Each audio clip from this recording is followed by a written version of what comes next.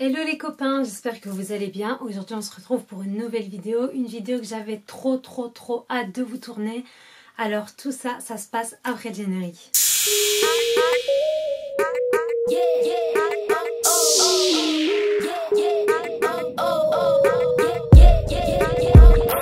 Pour les personnes qui me suivent sur Instagram, vous savez que j'aime trop voyager et vous savez aussi que je pars bientôt à Londres.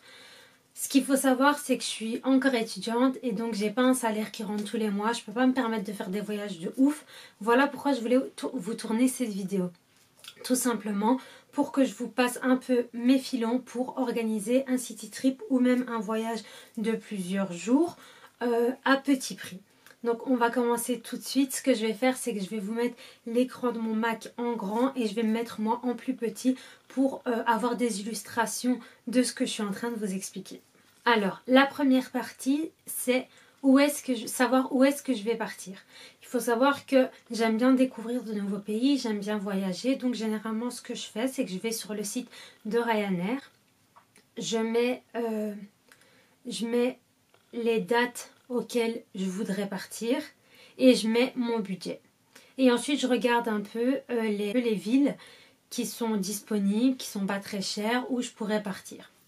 Bon, là, étant donné que je pars bientôt à Londres, je vais donner l'exemple de Londres, donc qui n'est pas sur le site actuellement.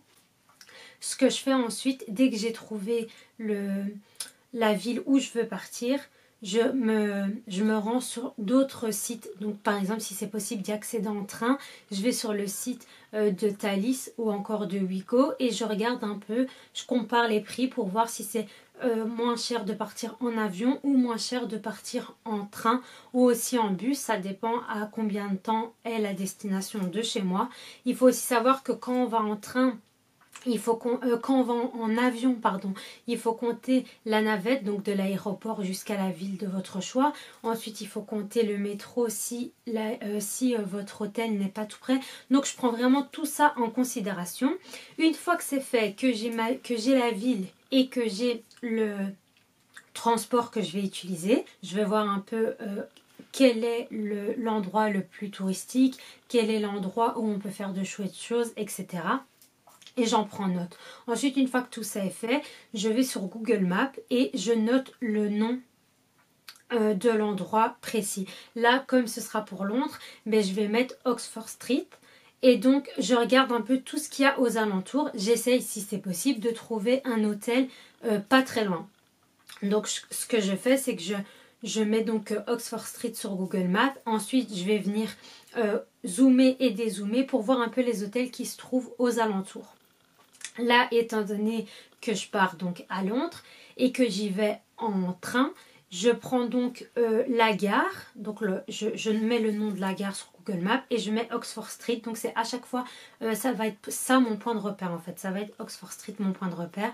Donc je regarde un peu le trajet de la gare jusqu'à Oxford Street au niveau des métros, au niveau des bus, à pied. Enfin, je regarde un peu ce que je peux faire. Et ça, je fais des captures d'écran pour les garder. Étant donné en plus que là, ce sera la première fois que je vais à Londres, j'ai vraiment besoin d'avoir tout ça à portée de main. Ensuite, une fois que j'ai mes petits trajets comme ça, avec les endroits où je veux aller. Donc par exemple là pour Londres on aimerait bien aller à Camden, on aimerait bien aller à Brookland. Donc on a regardé un petit peu tous les endroits où on voulait aller. Une fois que c'est fait, si je ne trouve pas d'hôtel aux alentours de Oxford Street, ce que je vais faire c'est que je vais aller là en l'occurrence sur le site de TUI. Et je vais regarder un peu les hôtels du moins cher au plus cher et voir où ils sont situés. Là, j'ai eu la chance de tomber sur l'hôtel Moxie, donc un hôtel que je connaissais pas du tout, qui a l'air vraiment super bien. J'ai regardé les photos, j'ai vu aussi les photos des personnes qui sont parties. Donc ça, c'est super bien aussi quand vous partez ou quand vous organisez un voyage comme ça.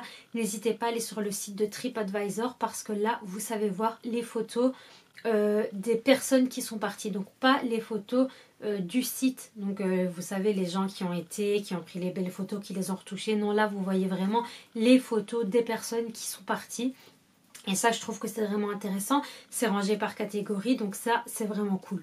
Ensuite, une fois que là j'ai trouvé donc cet hôtel, j'ai regardé où il se situait. Et il se situe pas très loin de Brickland, donc ça c'est très bien parce que c'était un quartier, je vais dire, ouais, c'était un quartier qu'on voulait visiter. On a regardé si c'était pas très loin de Oxford Street et en métro c'est pas très loin, c'est 15-20 minutes. Donc voilà, c'est parfait. On a trouvé notre transport, on a trouvé l'hôtel où on va dormir. Donc ça c'est déjà très bien. Ensuite, pour vraiment savoir la globalité de mon voyage, comment il va se passer, parce que moi j'aime beaucoup partir en paix. Donc voilà, je pars, je sais que je vais faire ça, que je vais faire ça, que je vais faire ça, et comme ça c'est très bien. Il n'y a pas de problème sur place, je me dis mince, qu'est-ce qu'il faut faire? Après là, on part que 4 jours. Évidemment, si on venait à partir 10 jours, ben, je vais peut-être programmer, on va dire 5 jours, et puis les 5 autres jours, ben, on va y aller au feeling. Là, je me dis, on part 4 jours, donc il faut vraiment que tout soit raccord avec ce qu'on veut faire, sinon ben, on n'aura pas le temps de tout faire. Donc ensuite, je vais prendre tous les points où je veux aller. Je vais à chaque fois le relier avec mon hôtel sur Google Maps et je vais faire des captures de tous les trajets. Ensuite, je vais imprimer tout ça et je vais les mettre dans une FAT. Comme ça, s'il y a un souci, je peux le prendre avec moi à Londres. Maintenant, je fais ça pour tous les voyages. Mais il faut savoir que maintenant, au niveau de l'Europe, on a la 4G gratuite. Donc, c'est vrai qu'on pourrait prendre son téléphone. Mais bon, moi, je suis encore un petit peu à l'ancienne. J'aime bien avoir mes petites cartes pour pouvoir me situer. Ensuite, une fois que ça c'est fait, je vais aller voir plusieurs vlogs donc sur la ville en question. Donc là, j'ai été voir plusieurs vlogs sur Londres pour voir un peu où les gens avaient été et si ce que j'avais vu sur Google était en raccord avec ça. Si maintenant je vois que certains endroits qui m'avaient été conseillés par Google ne sont pas bien, ben je vais pas y aller, je vais en trouver d'autres et ainsi de suite jusqu'au moment où mes 4 jours soient remplis de choses à faire, d'endroits à visiter, etc.